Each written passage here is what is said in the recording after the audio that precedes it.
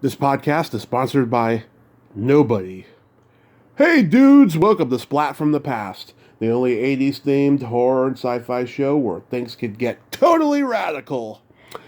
Now, today I will be welcoming the man who came up with the story for the 1979 slasher. That's not really a slasher, but it's a horror film, nevertheless. Classic, underrated horror film, The Microwave Massacre. Excuse me. And I'm talking about Craig Muckler. Craig got out of the movie making business for a while, became a talk show host on cable access in L.A., and now he's gotten back into the industry. And we're going to talk about all that stuff. He made a documentary about Kay Taylor, the old porn star from the 70s, called A Taboo Identity, which I watched on Amazon Prime. It's very interesting. And we're going to talk about all of that stuff today.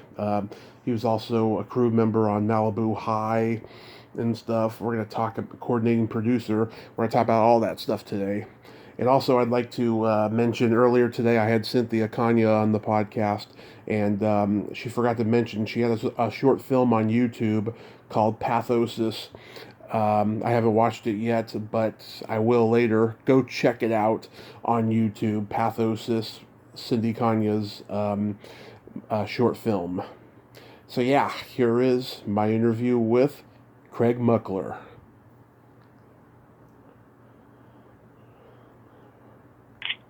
Hello? Hey Craig, welcome to the show, sir. How are you? I'm doing fine. And yourself? Same old shit. Can't complain though. I just got off the phone with actually one of my best friends and a famous actor, Chris Mulkey. Oh yeah. Of Twin Peaks and Captain Phillips, all that stuff.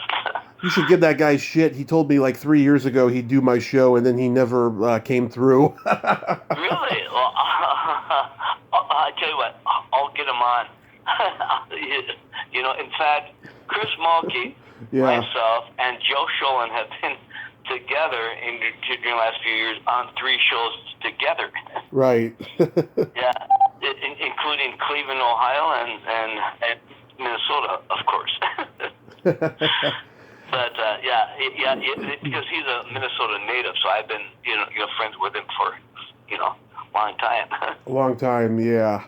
Yeah. This is such a great honor. Thank you for taking the time today. Well, thank you. I know we've been in touch a while. Yeah. Been back a few years talking. Of course, a few years back, working with Joe Shulman.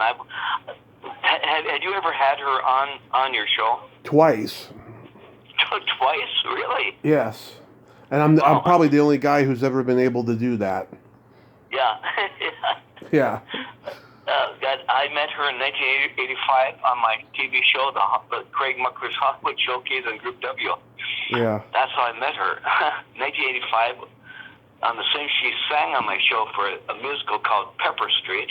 Yep. And I introduced her to a friend of mine on the same show was Bo Svensson. 3 years later, they co-starred in a movie together called Curse to the Bite, and I introduced them, which is kind of fun. Small world, yeah. So, going back in time, I was reading you grew up with a stutter, and that by the time you were in high school, you were in a rock band. Was music your original trajectory?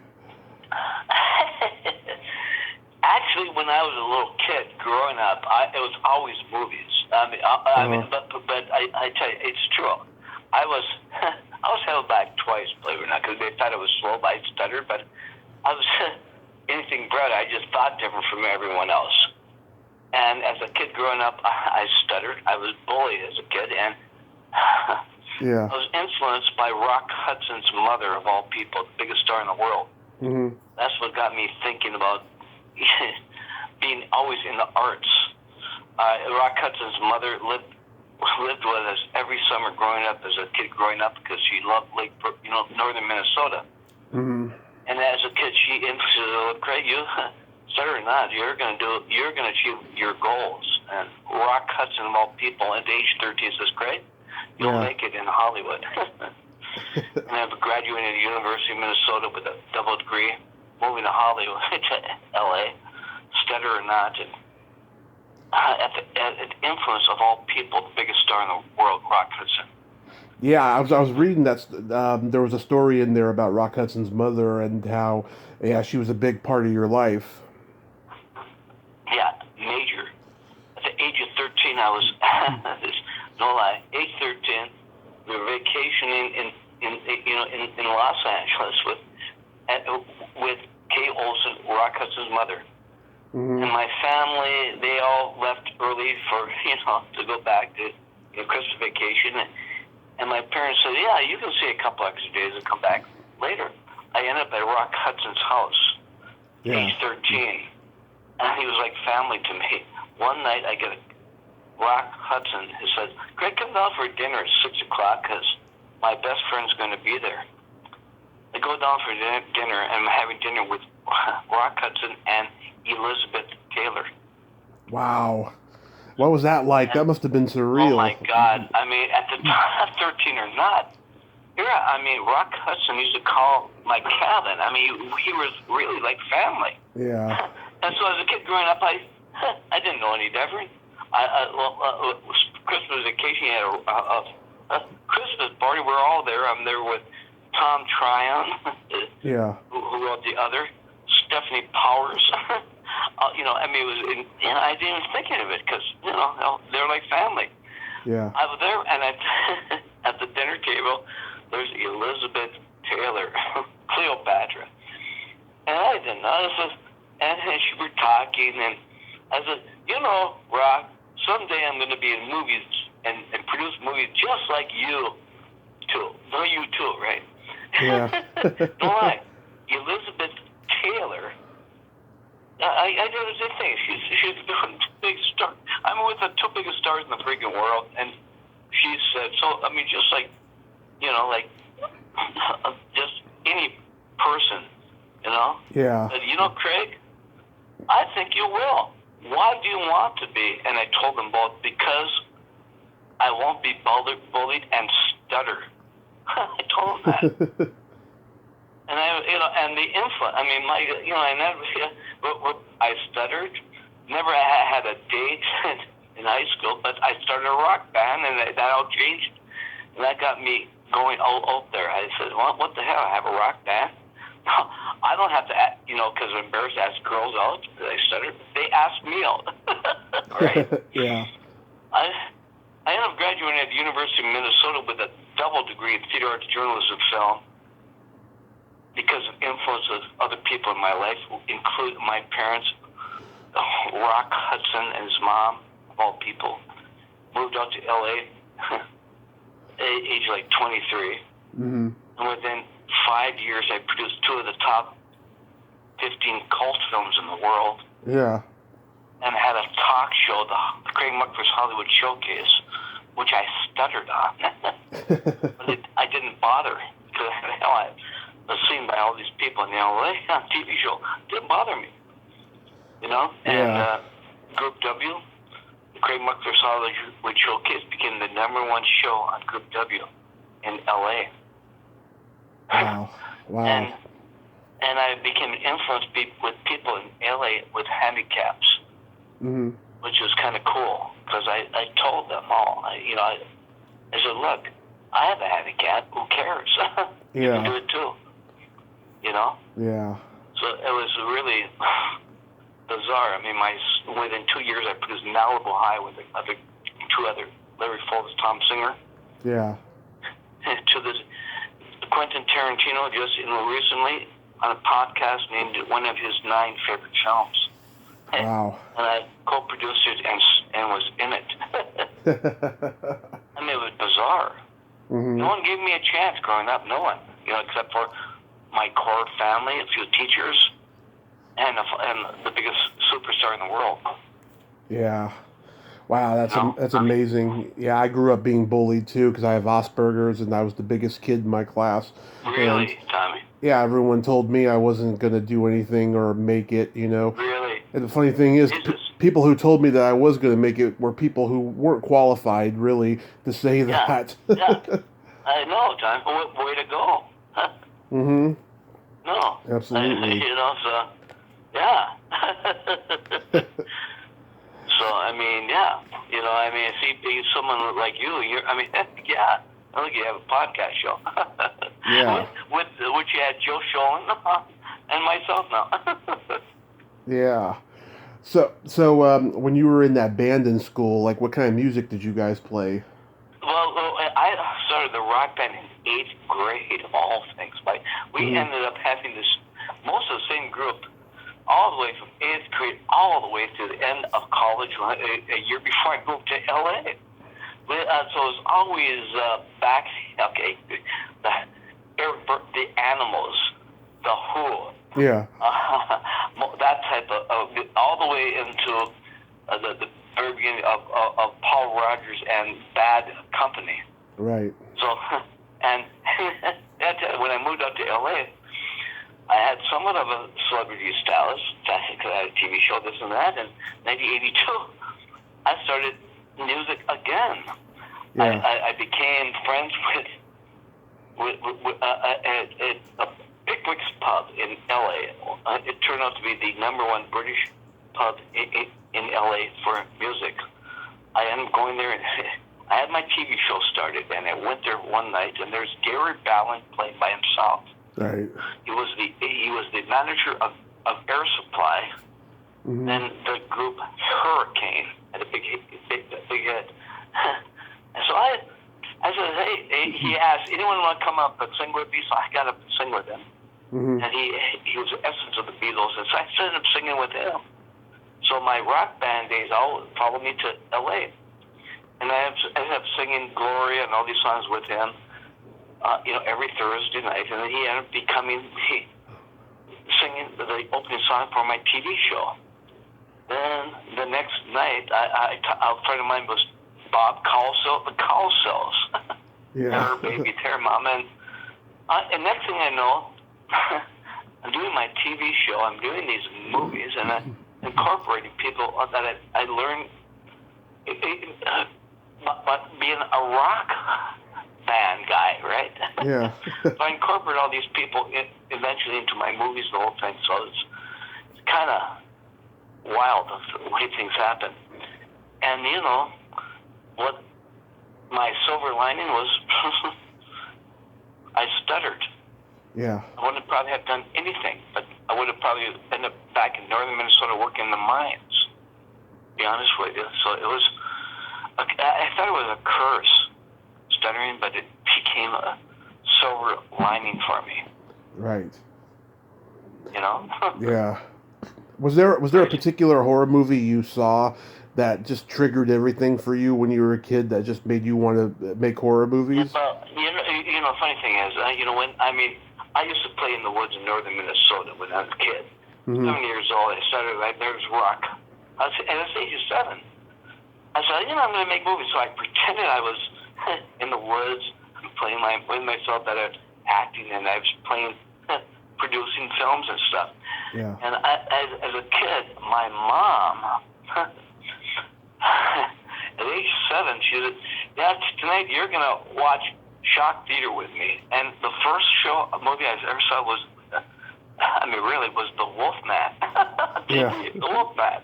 Lon Chaney, the Junior, And so Yeah. I started watching I used to go every movie. As a kid, I watched every Hammer film in the theaters. Movies that influenced me as a kid were a couple British films. The Haunting. The Haunting was terrifying for me. Village of the Damned. Village of the Damned and The Innocents. They influenced me. Martin Paul starred in them, so these films always influenced me. And Edgar Allan Poe movies by Roger Corman. Yeah. They always did. The House of Usher. These films influenced me as a kid. Yeah, they're all great. Roger Corman, obviously. I mean, when I wrote Microwave Massacre Mm-hmm. during a film school class, and that's where the time I was doing Malibu High. When I did Microwave Massacre, I was thinking about Roger Corman.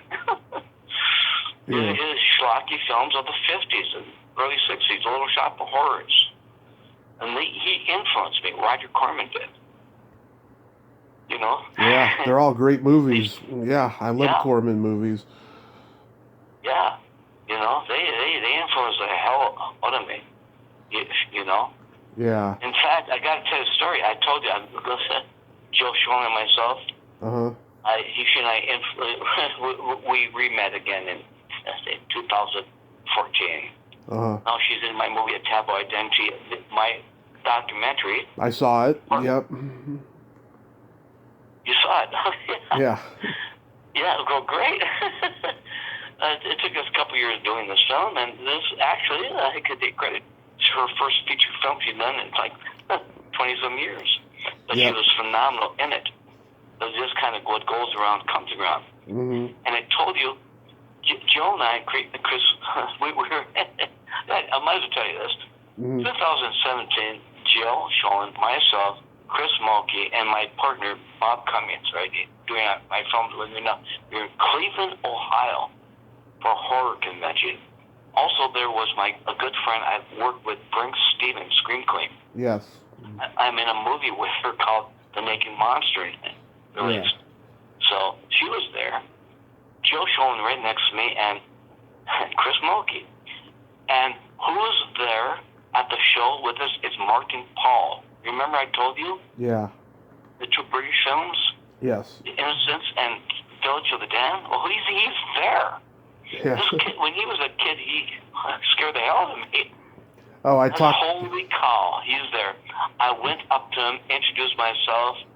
I said, "You gotta come over."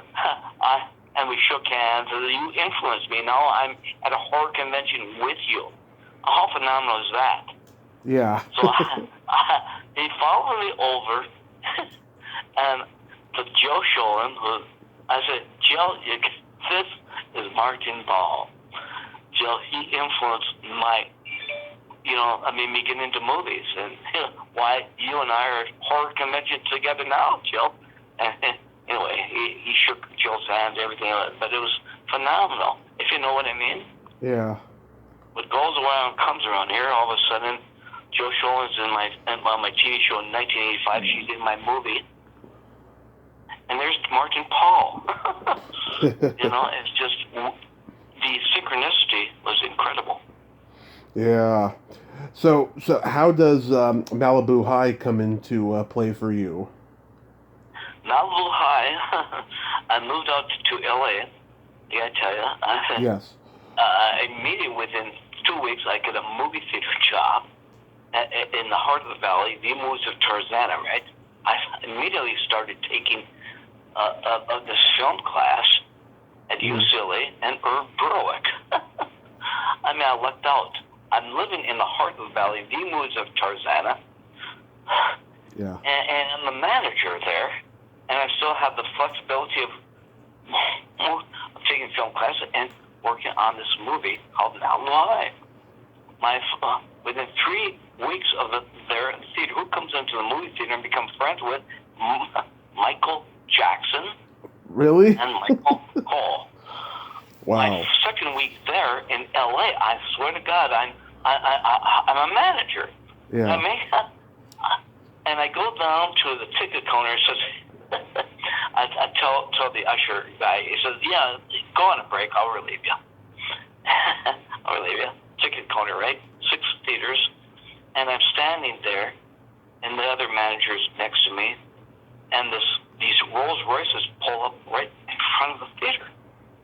Let's park. And I said, "Richard, they can't park there. It's red zone." And he said, "They can." And the cops let him. Says, "Why?" And he said, "In 5 minutes, you'll know why."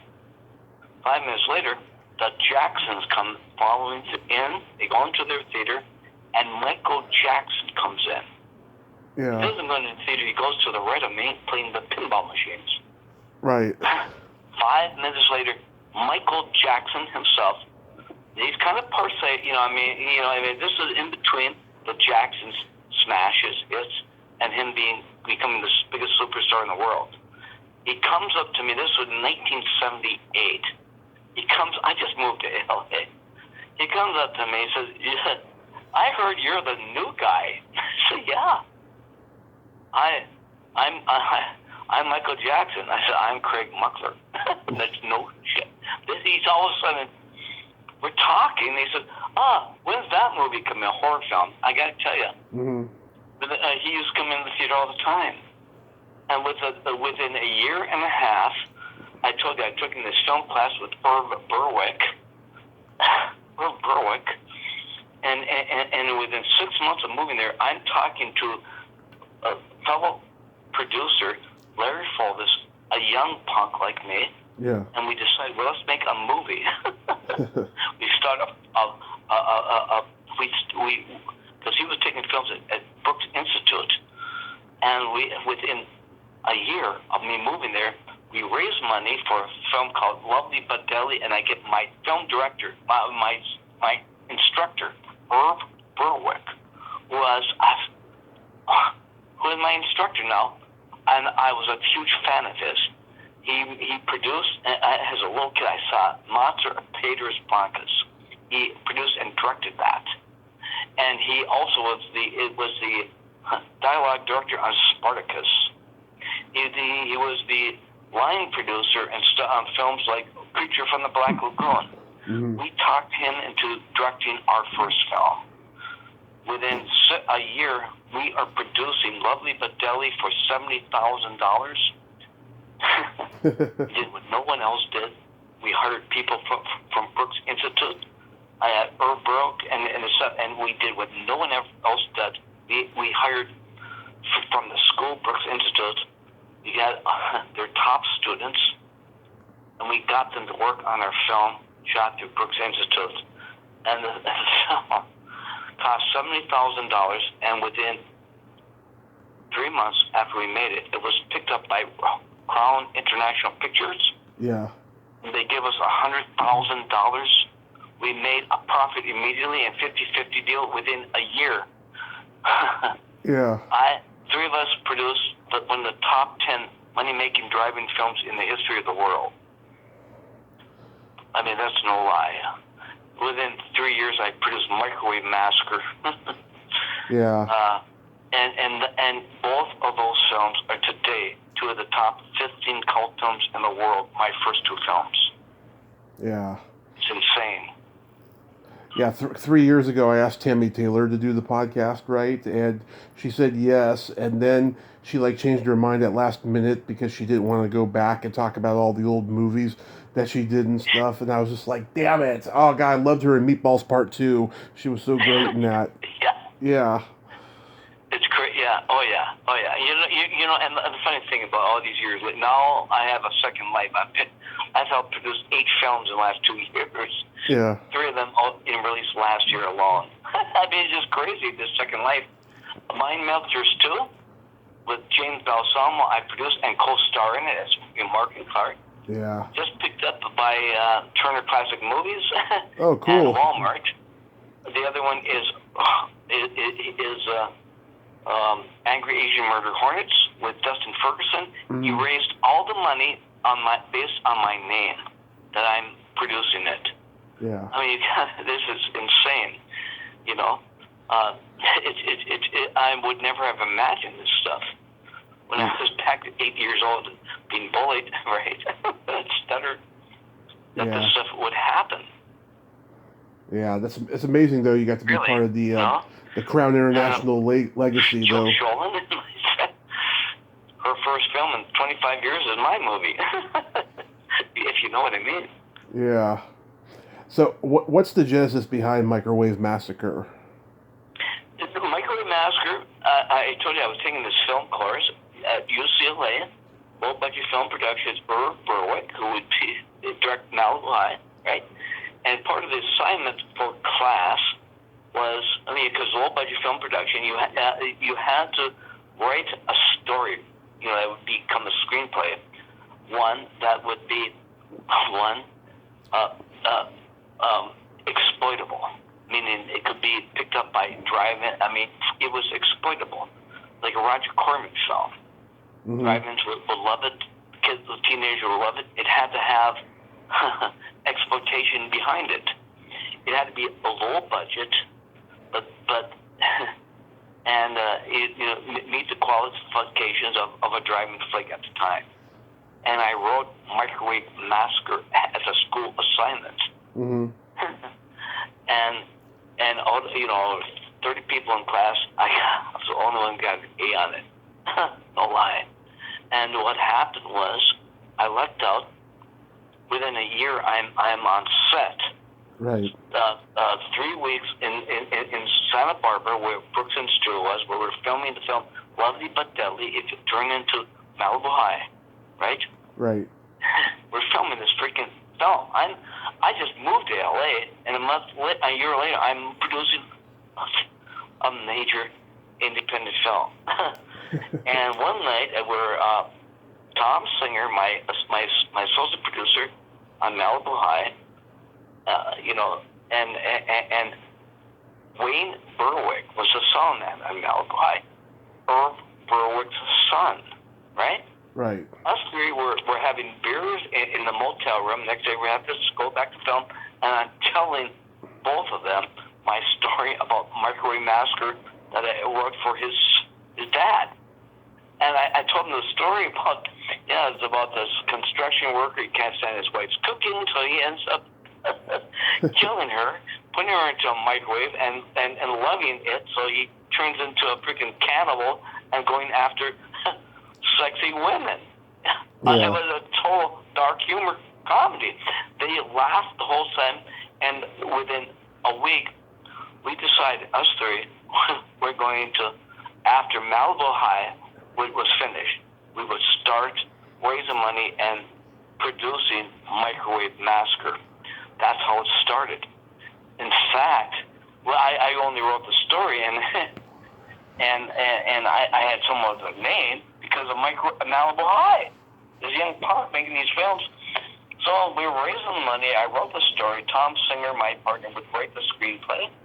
Yeah. I started raising money.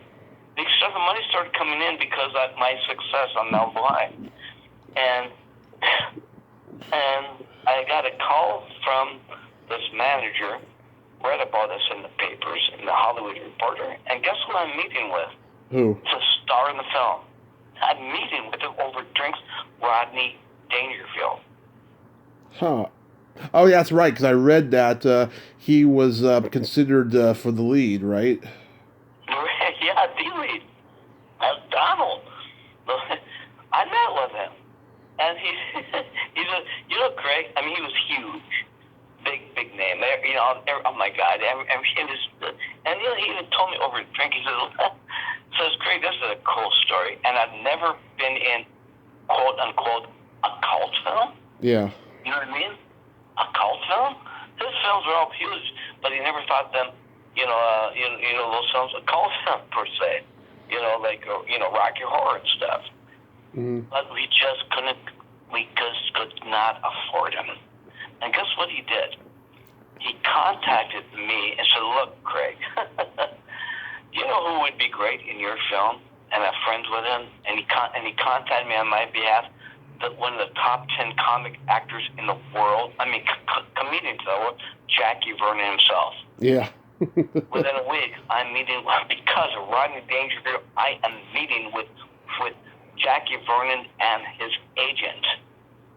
That's so cool. And Jackie Vernon immediately signed on board for, for a certain amount of money mm-hmm. and points in the film.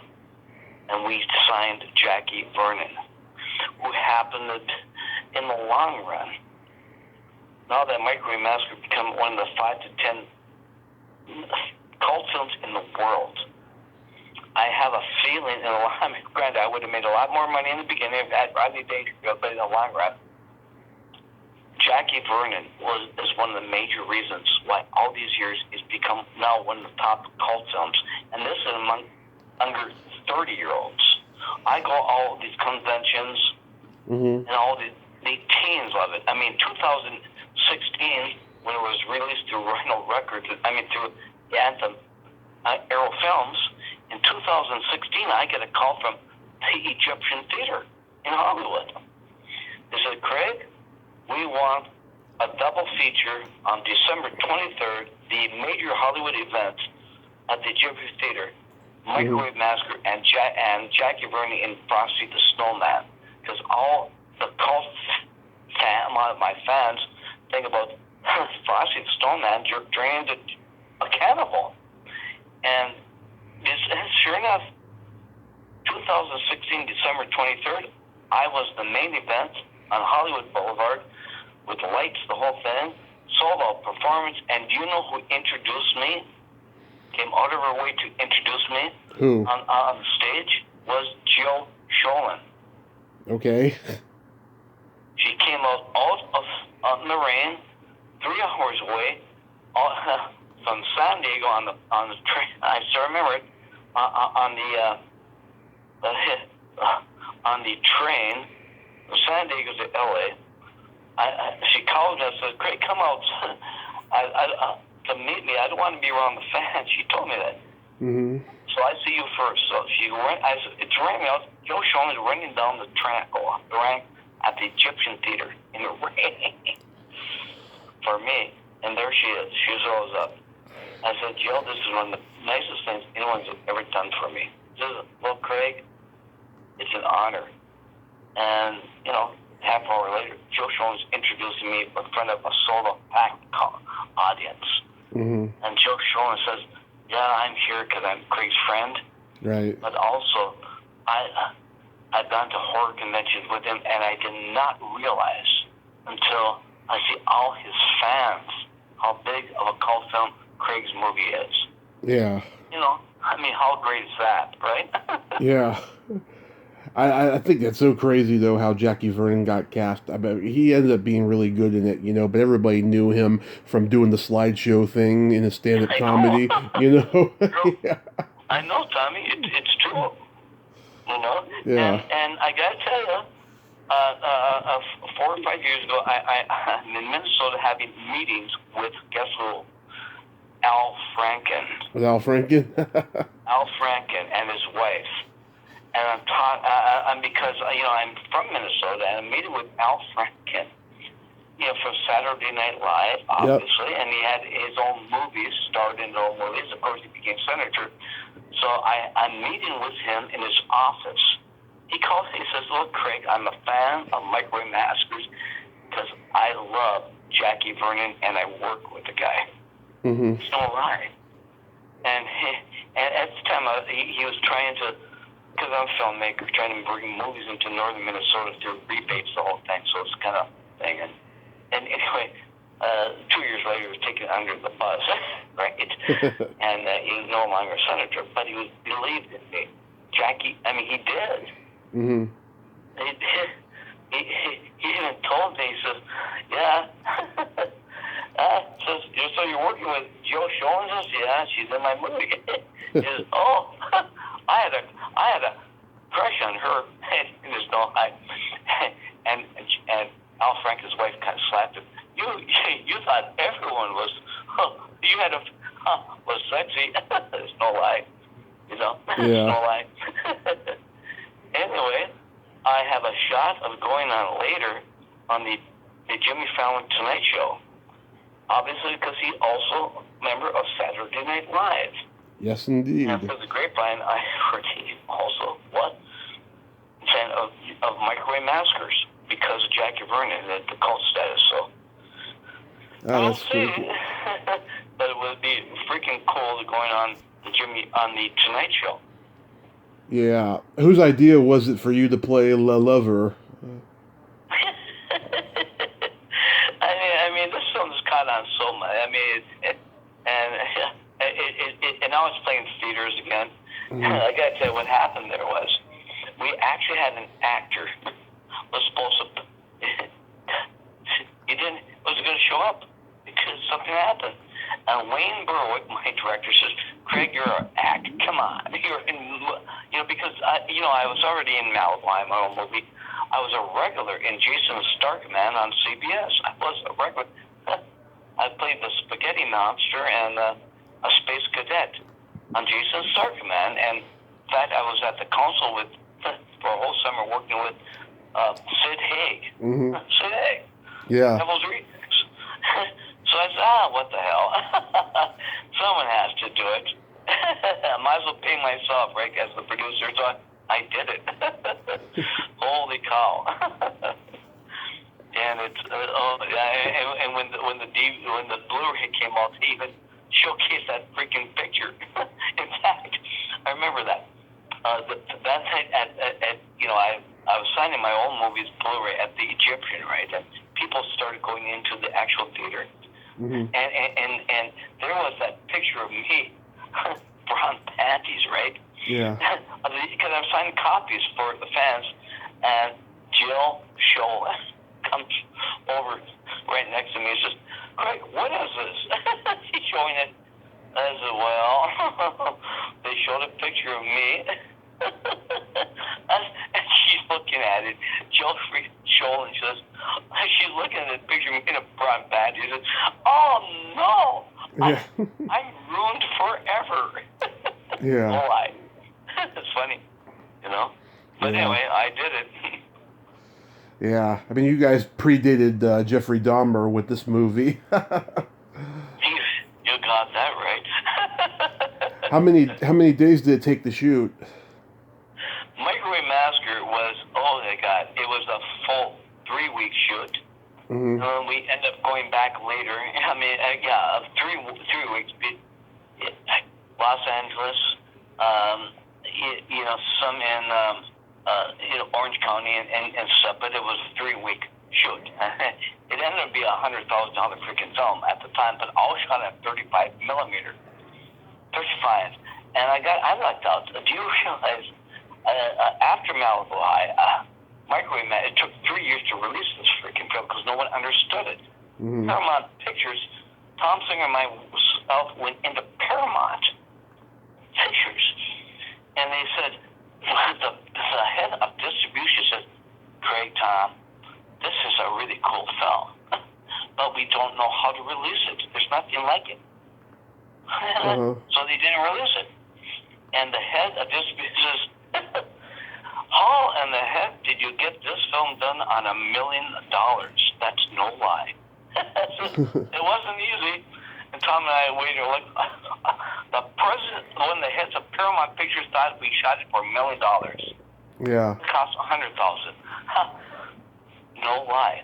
But what happened through the oil? I get a call one day from this friend of mine. He says, "Can you come down to this bar? Wes Craven wants to meet you." Wes Craven. Mm-hmm. I go down. There's Wes Craven. I'm meeting with Wes Craven. We're having drinks together. He says, "Craig, for one thing, Malibu High was cool. How you did that was great." I'm talking to Wes Craven. He says, "Look, for your film," I told him the storyline of your film. "You should. I'd love to have you hire my art director on The Hills Have Eyes, Yeah. Robert Burns."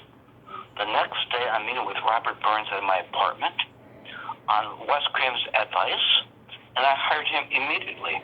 Robert Burns was named by Paris Match magazine as the #1 art director in the world because of the Texas Chainsaw Massacre. They considered a masterpiece of art direction, and so does Steven Spielberg. Do you realize that when I had the screening at Beverly Hills, at the Warner Brothers screening room, cast, crew, Jackie Byrne, you know who sat right next to me? Was Wes Craven himself. Yeah. He says, "Way to go, Craig. Way to go." Mm-hmm. You know what I mean? Yeah. And so when we did it, I had a call from my production manager on Malibu High. I brought him along, and he says, "Craig, we need a studio."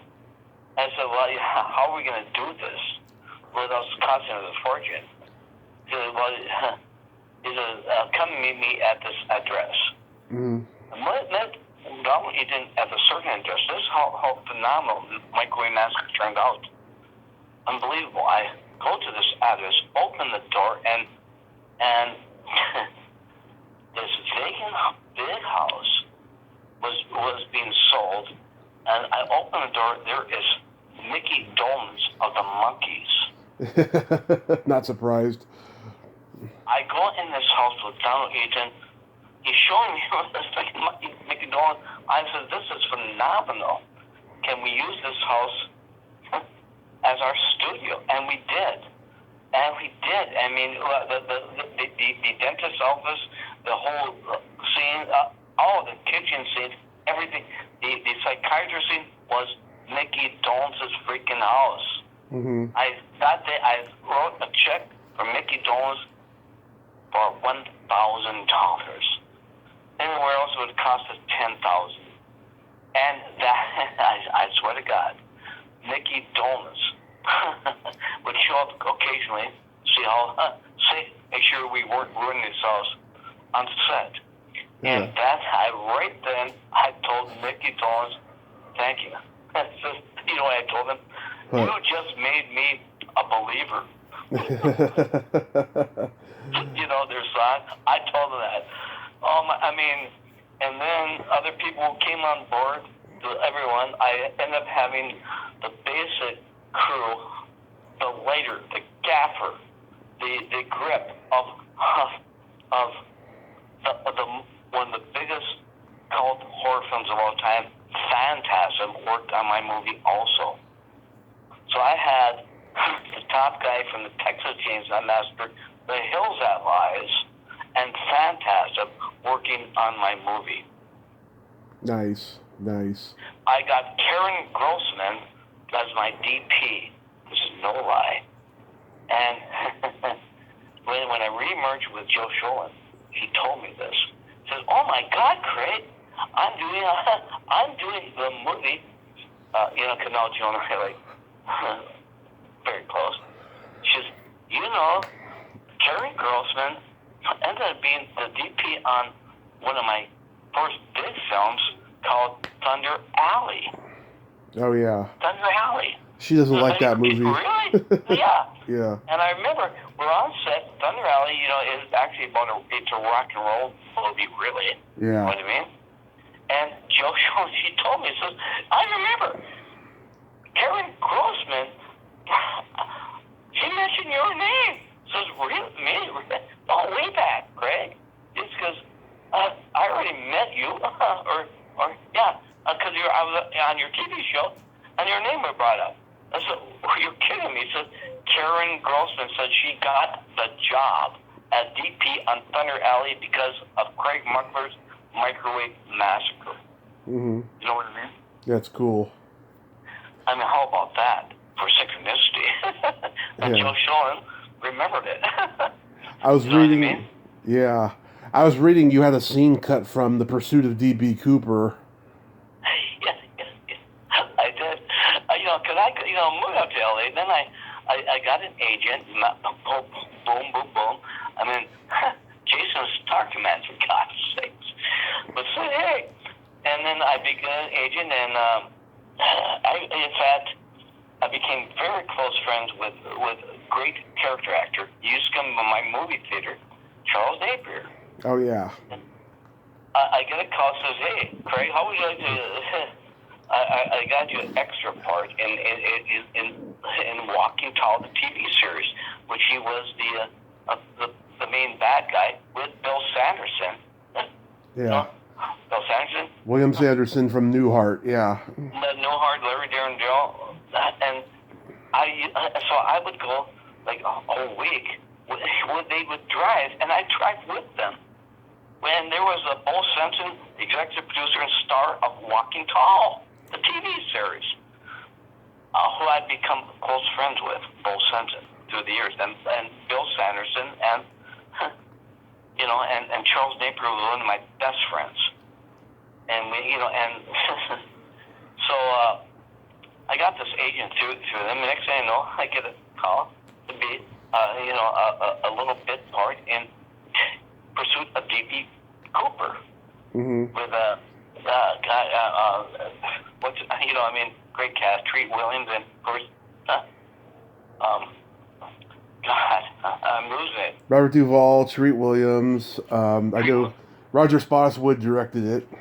Oh yeah, I mean, there I was a few days on this thing, and I walked down the street and got this quick part to talk. Are you kidding me? Jesus, and there was the Robert Duvall, right? Yeah. Well, the Treat Williams, and they did this quick part. So I remember this. Because I ran this movie theater, right? The movies of Tarzana, and the owner of the movie theater, God, he always passes all the time to all this stuff, right? Yeah. All of these movies, I'd go to it. So they had a special premiere of that movie. And I was invited there. And all my friends came, blah, blah, blah. There was Treat Williams in the audience. And I'm in this freaking movie, and I watch it, and my parts, all my friends, fucking cut out. Cut out the movie. What can I say? It was kind of embarrassing because I know my friends there. That's showbiz. And I was cut out. What can I say? Because I had all my friends. Through the year I became friends with a whole lot of people. John Robinson, number one session drummer in the world, right? Yeah. Yeah. Michael Jackson Thurley. He lived right next to me for 6 years. You know what I mean? Yeah. All my friends. I invite them all to all this events all the time, including Linda Hamilton, the Terminator, was one of my best friends. Yeah. So I mean, this kid moved from northern Minnesota, making these films, had a TV show that was the number one show in Group W. Who would have thought that? Yeah. And I stuttered. It became so big. I mean, I told Joe Schoen, both senses on the same show. I had Rufus Shotgun on my show. I had Ann Robinson. I know Ann Robinson. Yeah. Yeah. The For the World song. Yep. I mean, all she these was great. people were on my show. I see Alan Holzman. I know him.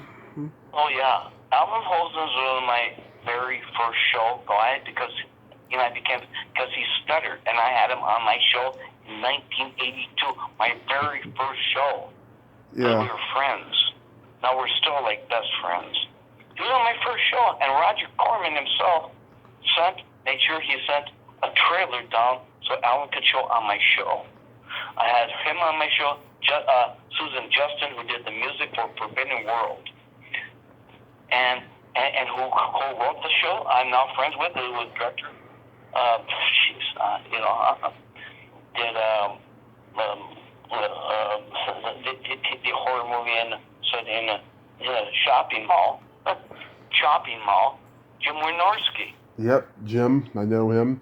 Jim Wynorski. I see you had. At the time, I became one of my close friends to this day. Do you know who I went to the African Embassy and met with about talking about a script? Was Mick Garris. Yeah. Mick Garris himself. So, Alan Falls, Mick Garris and I used to have drinks together. Yeah. Back in the African Embassy days. In fact, Alan Holzman, right? So, early 1981, I'm friends with Mick Garris. I already had Robert Burns on my show. I'm good friends now with Dee Wallace. I know Dee too. Yeah. Yep. The Holland, and guess what I do? Joe Dante, I managed to help get Robert Burns art director on the Holland. Mm-hmm. And who stars in it? My good friend Dee Wallace. Yep. All this weird stuff, to this day. Now, I mean, a couple years ago when Taboo Identity with Joe Schoen, Kate Parker story, premiered at 3 theaters, the Lemley Theaters in L.A. I had a major signing at Dark Galaxies, and Kate Parker and myself, Joe Schoen couldn't show up, but who did for on my behalf? Mick Garris showed up. Well, he's always there. Yeah. He's always there for me. I mean, he's just the nicest guy. And I told him one of my films. I told him. He said, "Well, if the budget plays great, I will direct it for you." He told me that. Mm-hmm. You know what I mean? Mm-hmm. In fact, Joe Shulman doesn't know this because she and I have this difficult thing between her and I. We do. Well, hey, what can I say? But recently, Nick Gary says, all right, Craig, if something comes to matter, I'll give you a call and use Joe Schulman in one of my movies. So she better be nice to me. You know what I mean? Yeah. So have you really? have you ever thought about putting episodes on YouTube Of what? of your old show? Yeah. Well, I'm bringing back my TV show, The Hollywood Showcase. Yeah. Lou Pizarro is directed. Lou Pizarro, Operation Repo, number show on True TV, is working with me. Also, Bob Cummings, my partner, we're doing the Mark and Clark movies now. That's cool. And yeah, so in fact, so a year and a half ago, I started doing interviews.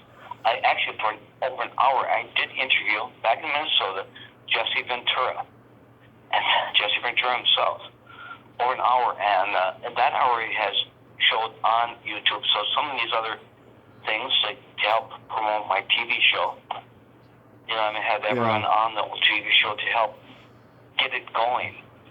So later this year, I'm going to really try to get the Hollywood Showcase with Craig Muckler going again. I've interviewed in the last year and a half Andy Robinson. One of the greatest interviews ever. He told me what it was like getting his role in Dirty Harry. That's the best psychopath in the world, right? Yeah. I mean, and the funny thing is, again, we're talking. Joe Schulman's last movie ever was called "There Goes My Baby," and who's in it with her? Andy Robinson. So I'm talking to him, and he says, yeah, you should get her back in the movie. He says, well, yeah, I should, right? I interviewed him. Sheree Wilson, a Walker, Texas Ranger. Yeah, I'm trying to get her. Really? Yeah. Really? Okay. I'll see, after the show. One of my good friends, and I met at Kentucky at a horror convention. Joe was going to be there but couldn't make it. Was Eric Roberts and I know Eric. He's in 2 films with me right now. He's in Mark and Clark, by the way. We're shooting now, and I'm in a scene with him and it wants blood. Eric and I have been to a number of horror conventions together, and so obviously I have already interviewed him for the upcoming show, and Elijah Roberts, his wife. Jim Winburn is a great friend of mine, the original Michael Myers. Yep. I mean, he is John Carpenter's #1 stuntman, and that's why he got on Halloween. Yep. Why?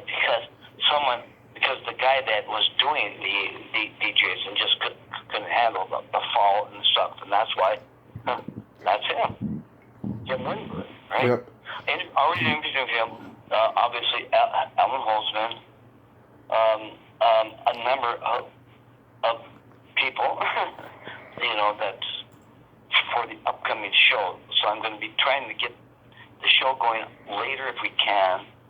I have a number of episodes we're working on now for either True TV or my manager, Joseph Williamson, has already talked to NBC about it.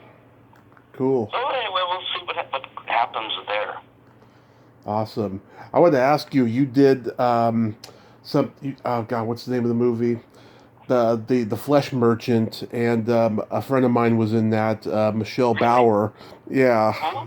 Michelle Bauer. Oh, yeah. Yeah. That's Michelle Bauer. Oh, yeah. She's a friend.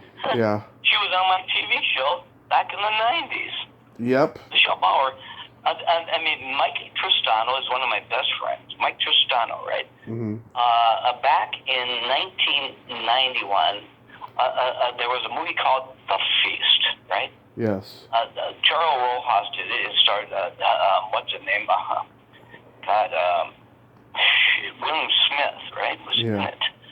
And I was in it. And the producer wanted that to be an actual sequel to Microwave Massacre. Ultimately, Wayne Burroughs said, no, it can't. It just can't be. We'll have to have our own sequel. Anyway, so I did that. Mike Tristano. I got him involved to direct that film, save that film, and he and I have been friends ever since. So he did a couple films in 1993. One called The Summoned, and then he brought me on board to be associate producer and in The Flesh Merchant, and that was full budget, but we shot on video with a film look. $40,000 film, and it had already made 5 times its money worth, obviously. Mm-hmm. Right on board. We shot in Hollywood at the Argyle Castle and brought on board one of our great friends. One of my dear friends is Joe Estevez. You know, Martin Sheen's brother. Films. Yeah. Martin Sheen's brother. Yeah. You know, I mean, hell, he's done a ton of stuff. So we brought him on, and we got Don Stroud to be in it. Yep. Don Stroud, I mean, big name. I mean, really. I mean, he was in the Buddy Holly story, right? Yeah. And with Stacey Keach, his TV show, Mike Hammer. So we got him in it. Michelle Bauer is in it.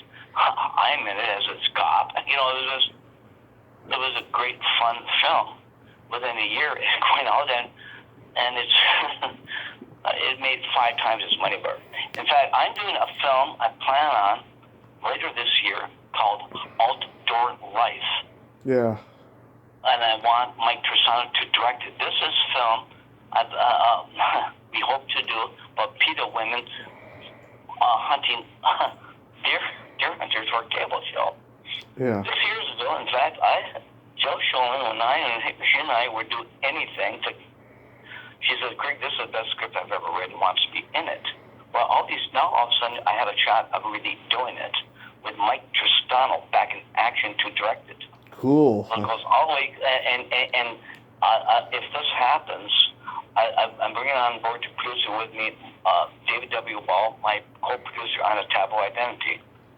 She doesn't know it yet, but she probably would like to still bring Joe Sholin back, the role she wanted in the first place. The same role I got to Laurie Singer. Laurie, Footloose is a good friend of mine. Yeah, Man with One Red Shoe, Warlock, lots of good movies she's been in. Oh, yeah. So in fact, Laurie Singer, a couple months ago, contacted says, Craig, I'm so proud of you. When Hollywood was shut down, you made movies that were released. I said, well, yeah. Yeah. Which I did, I thought Angry Asian Murder Hornets and Arachnado, but really Angry Asian Murder Hornets. So Laurie Singer contacted me. Mm-hmm. Says, Craig, I hope you did behind the scenes on this stuff. I'm so proud of you. It's Laurie Singer. So anyway, she definitely, I want to get her attached to my movies. And she loves Outdoor Life, and I think I'm going to bring that back. It was written by Stan Berkowitz, the animated writer of the decade, for all his work on all Warner Brothers animated films, including Spider-Man, the Justice League. He wrote them and won 2 Emmys for him. So if this happened, I'm trying, working with Mike Tristano to bring Tom Berenger involved. Oh, nice. Anyway, so this is one of the stuff. I mean, go back to Mike Tristano's 1993, The Flesh Merchant days. You know what I mean? Yeah, that's so cool. So yeah, like I said, I watched Taboo Identity. It was really good. So like, how did that come about? How did you get in touch with Kay Taylor? Oh my God, this is phenomenal. Actually, it's crazy. I'm working on the director's cut now, by the way. Okay. I am. Scott, back in 2014, 15. I mean, I reemerged with Joe Sholin. Yeah. 2013. We just became close friends again, right? Yeah. And she would do anything she did. I was going to do a werewolf film called Ripped to Shreds on a $100,000 film. I would bring her in as producer, blah, blah, blah, blah, blah. But anyway, it didn't happen. So now it's a bigger film we plan on doing. But this guy named David W. Wall, the #1 sexual theorist in the world, is Alfred Kinsey. He's a top-notch professor on sociology. He contacted me in Minnesota and says, Craig, I watched all your films. You're from Minnesota. I want to work with you. within 2 years, he says, "Look, I have all the rights to Kate Parker's story. It's phenomenal. How would you like to do a documentary with me?" So I raised the money on it. I immediately Kate Parker. So we have all these people lined up to be in the film that were friends of Kate Parker, like Adam Rifkin. Alan Rifkin, yeah. I mean, a good friend. Adam Rifkin directed The Chase with Charlie Sheen. Detroit Rock City is my favorite one he did. And Detroit Rock City. Yeah. I got Leon Isaac Kennedy, who used to date Kate Parker. Leon Isaac Kennedy starred in the Penitentiary movies. Remember those? Oh yeah. In time. Oh yeah. He starred in them. And then we got friends. We started putting together that worked with Kate Parker in the adult films industry that were top name. I mean, Kate Parker was the #1 film star in the world. The Taboo movies made millions, shot in 35 millimeter. Right. Right? She transformed herself from the #1 adult film star in the world to the #1 adult, metaphysical culture therapist, helping people with major mental issues, including suicide. Mm-hmm. So, obviously, 2016, Joan and I were like, really, she might deny it, but we're like best friends. She'd do anything. She was going to be in another movie called Bad Day. Bad Day. I got her in Robin Williams. She was going to be in it, and then Robin Williams committed suicide, and that's put the end to that. But I called Jill. Says, Jill, how would you like to narrate this film, A Tabloid Identity? Kate Parker started with David Wallmeyer, and she immediately said yes. Craig, this would be big for me because I always wanted to narrate. Well, so we put this thing together. 2016, we started filming it. Mm-hmm. In March 2016, I'm out in Los Angeles. A few days we're filming this thing. Joe Shulman comes, and we're filming. Like, I rented a studio from Mark Pearl. Pearl, famed independent film producer, director. Yeah. Burbank, Werewolf of London, or whatever. Of Burbank and stuff. Joe Shulman came on board. I started interviewing, and then later in the summer, we came back and filmed it again at Kate Parker's. And we started filming this thing, putting it together. And, I raised the money on it. We did have issues later on. Mm-hmm. It's well known.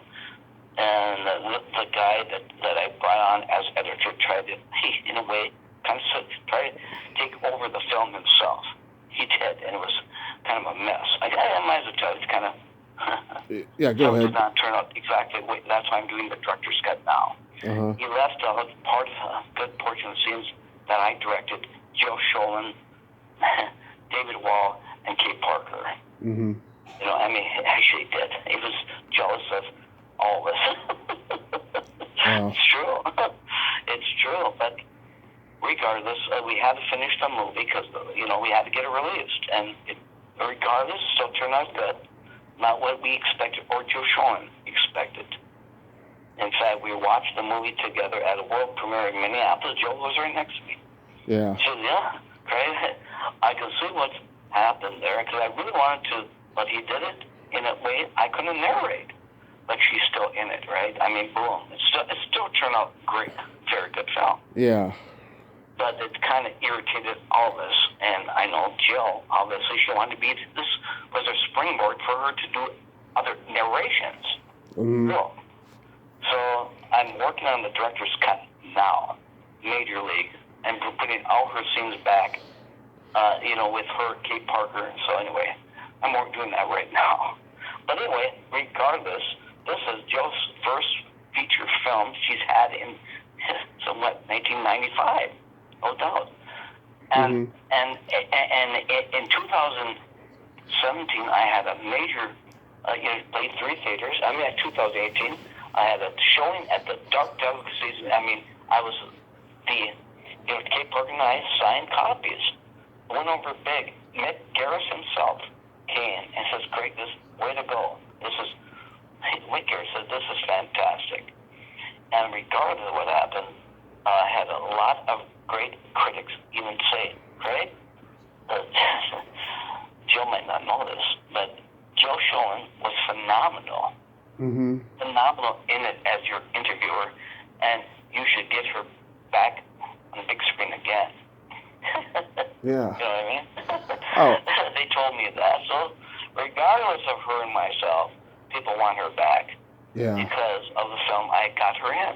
You know? So anyway, that's kind of the scoop of the Taboo Identity. And Kate Parker herself. She's got many clients for her, because she teaches.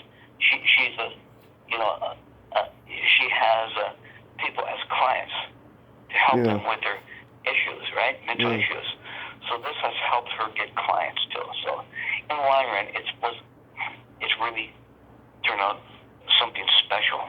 And played 3 Laemmle theaters in LA. Yeah, it was great to see her in the movie. You know, I love the when she's laughing at those dick references, because I could make her laugh by being politically incorrect. So I loved seeing that. You know, it was great, and it was fun. I mean, if you look at the outtakes, it's funny. I mean, Jill's funny. She actually is funny. She is funny. It was fun filming with her. You know, because we were very close, obviously, and she said, her back says, Craig, all these other films haven't happened yet. So, well, you know what? You're in one of my movies, okay, Joe? For God's sake. So I plan, with things that happen in my life.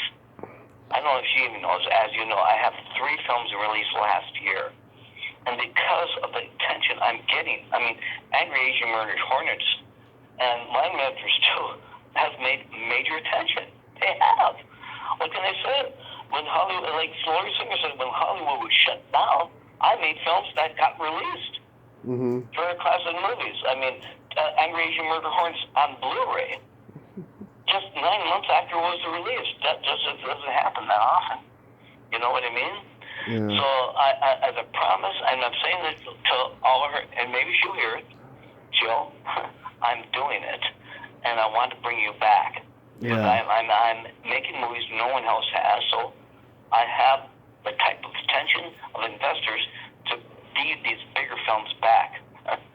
I mean, like Outdoor Life and the sequel to Microwave Massacre. I mean, I have major attention for that now. Dee Wallace herself has sent me a letter of intent. It's more of a $1 million film. It's a brilliant script that David Bond and myself, from Graduation Day wrote and ripped to shreds. A major werewolf film. I plan on doing, hopefully, getting finally this year, where Bruce Davison himself, Willard, calls me from the set of Insidious 4 after he read the script. Says, Craig, I not only want to be your mad scientist, but it's the best script of its kind since I read Willard. Wow. Willard is one of the greatest horror films of all time. Yeah. Back in its day, it would, considered nowadays, it would have made a $250 million. And an A film. And made Bruce Davison one of the iconic, biggest, best actors in the world. And for him to tell me that and also Spencer Wilding is going to be in my low-budget films. He's going to be in Marky Clark, which we're filming now, and Space Aliens, UFOs. We're in production now between Minnesota and LA. We finish later this year. I already have attached Kathy Pacino, maybe Laurie Singer. But Spencer Wilding just called me, the #1 Darth Vader in the world by the Star Wars fans for Star Wars Rogue One, the Wolfman and the Wolfman, Guardians of the Galaxy, told me, Craig, I want to be in your movies. This is Spencer freaking Wilding. Mm-hmm. If you know what I mean. And he will play the werewolf, the Wolfman, in Ripped to Shreds, as he was the Wolfman in the $100 million Rick Baker film, The Wolfman with Anthony Hopkins. So you can't beat that. Yeah. People I have attached. That's so cool. Yeah, I met Bruce Davison about 5 years ago at a convention. He was a great guy. This is funny. He's one of my favorite actors. Yeah. Yeah, Joe Schoen and Bob Cummings, my co-partner, and I, over like 3.5 years ago, Joe Schoen was going to direct an axe murder mystery for me. and Bob called Howard Lake. We still plan on doing it. Yeah. She kind of bowed out, and I'm going to have Harley Wong probably do it. But she kind of bowed out. She kind of did it, but he says probably still get her in the film. We met at there's no lie, at Jerry's Deli in Encino, right? Yeah. or one of them. And we were sat there for like 3 hours. Joe Schoen, Bob Cummings, my partner, who owns the rights to Howard, and Joe Schoen named it Howard Lake. Myself, and Bruce Davison, about shooting this in Minnesota, and Bruce Davison and I become close friends. We have a tie-in to Minnesota of all things.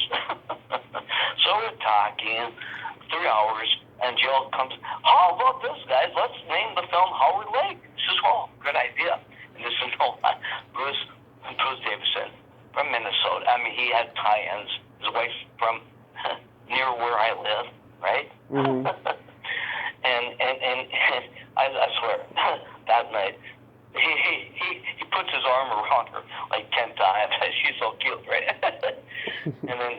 and then Joe Schoen says, Bruce, how did you and Craig meet? And he says, ice fishing. ice fishing, right? Anyway, I'm walking her to her car later. She says, Bruce is really nice. I didn't know you ice fish. He says, yeah, big time. And told Bruce Davison later, Bruce, I never ice fish in my freaking life. And he said, well, I knew Jill would accept that because we're from Minnesota. That's no lie. Funny story, Yeah. So, and she believed it. Yeah. So really quick, how did you team up with James Balsamo? This is funny. James Balsamo was at a horror convention with Joe Schoen. At Tampa Bay Screams, right? Yeah. And Joe and James were at the same thing. They were like, and he got a selfie, blah blah blah, and Joe says, "Wow, you have a big following, right?" There's no lie, a big following. And James, I sent something to. Well, it's all because of one person. One person's movie was Microwave Massacre. It affected all of us. All of us is one of the most influential horror films of all time. Craig Muckler, because he just did what no one else did, and now it's major league. Months later, believe it or not, I'd never met James Balsamo. I'd pick up Eric Roberts and take him to a set, and I was told to wear a jacket. I said, why? He said, well, he wants me to pick you up. So I pick him up. Eric Roberts at his house, driving to the set of It Wants Blood. And I open the door, and there's this big mansion, right? I go inside, and there's Tuesday night, who I met with Joe Schoen and Susan Sutter at Minnesota Crypticon. She said, oh, remember me? So yeah. So I'm in this film. There's no lie. James Balsamo, I never met in my life, comes up to me. He says, Craig, I got to tell you, my favorite film is Microwave Massacre, and it influenced me and everyone of my genre. You influenced my style of filmmaking because it's crazy, wild, and there's nothing like it on earth. And he says, and I'd be honored if you're in this movie tonight. And he wrote me 2 scenes for It Wants Blood with Eric Roberts. I was in that scene. That was in May of 2019, and since then I've been working with him as producer and producing with him 8 films. And my mentors too. With my partner Bob Cummings, we co-star in it as Market Clark, and I'm the line producer with James Balsamo. We're doing Market Clark now. Space Aliens UFOs. I've been associate producer with It Wants it in a film called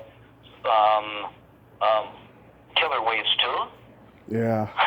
Balsamo Beach, I'm in it, and associate producer. And film called Bite School 2. That's no lie. And then I think he told Joe someday I'm going to work with him. He projected. It's incredible. He projected said, I'm going to work with him. And look what happened. Yeah. Insane.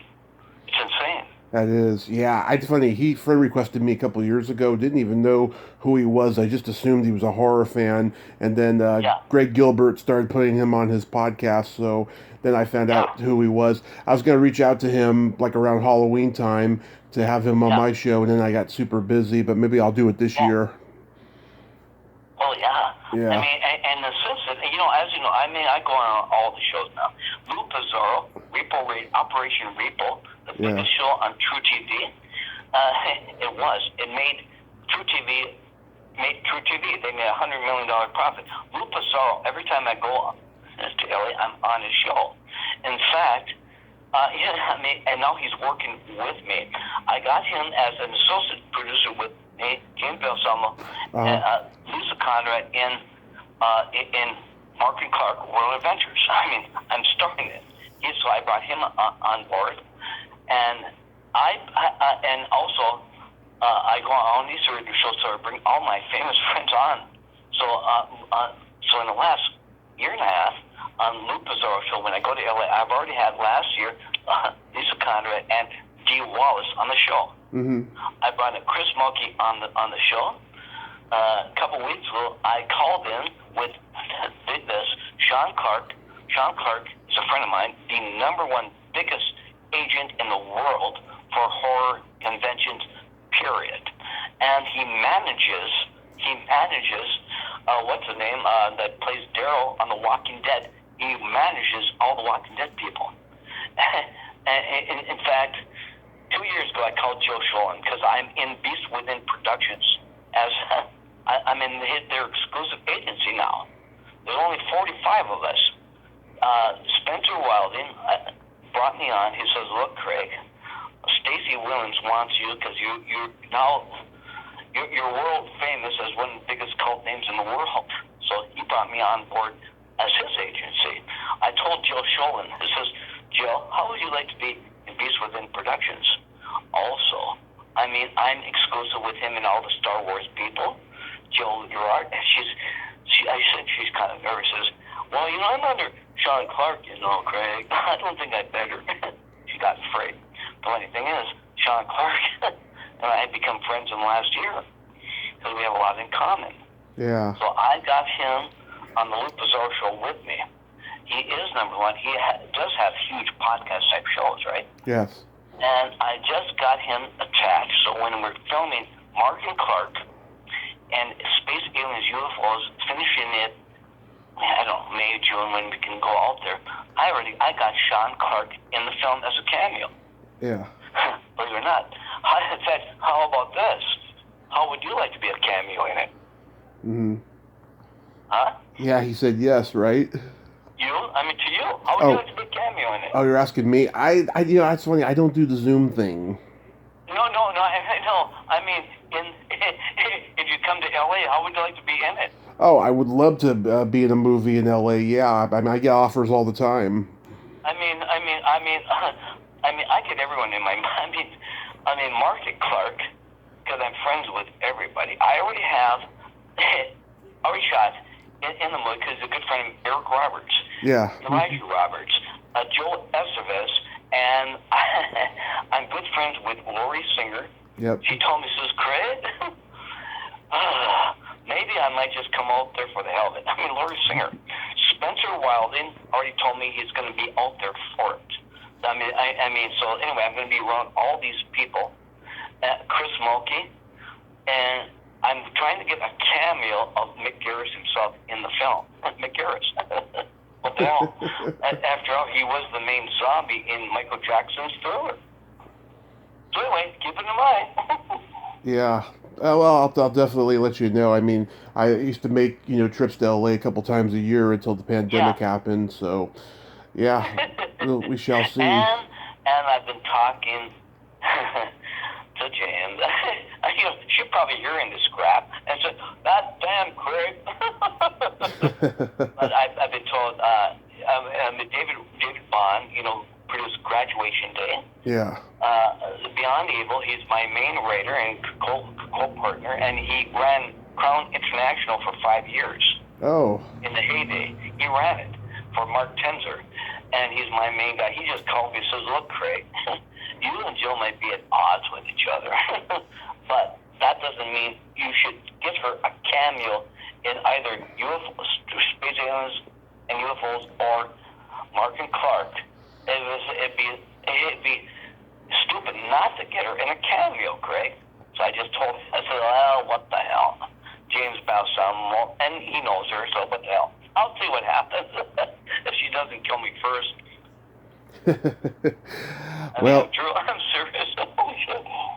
well, Craig, I thank you so much for coming on tonight. And Well, thank you. It's a great show that you have also. Thank I did you. listen to the one show. I believe you did have Jill on. Yes. Was that a year ago? November, was it? I had her on first in April or May of 19, and then I had her in November, yeah. Of last year, yeah. I actually listened to it. I said, what the heck is it? So I listened to it. What can I say? Yeah. You know what I mean? She's great, yeah. Well, I had to listen to it after all. My God. I mean, she and I have been to 4 horror conventions together. She's in my movie. Yeah. What can I say? Well, you have yourself a great night, and stay safe. It's a pleasure coming on your show. And let me know when it's airing, because I have a good publicity arm behind it to showcase it too, okay? Absolutely. You have a great night. And you too. Thanks again. Okay. Bye-bye. Thanks. Bye. Well, there you have it. Craig Muckler. Ain't he a cool dude? Very, very interesting guy, don't you think? Well, I hope his projects come to fruition, and maybe I'll do a cameo in one of them.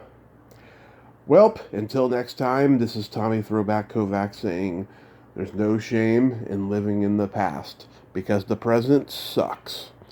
Later, dudes.